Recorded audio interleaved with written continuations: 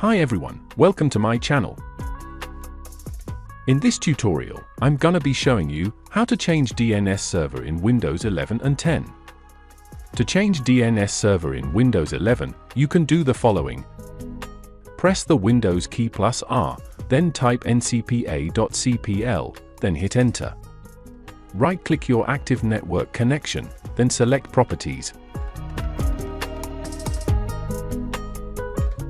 Select Internet Protocol version for TCP type IPv4, then click Properties, choose Use the following DNS server addresses, then enter. Preferred DNS server, 8.8.8.8, alternate DNS server, 8.8.4.4. If you have your DNS server addresses, you can use in preferred DNS server. Now click OK, then close. That's it. Very simple and very easy. Thanks for watching. Comment below what you'd like to see next. Don't forget to like, subscribe, and hit the notification bell for more.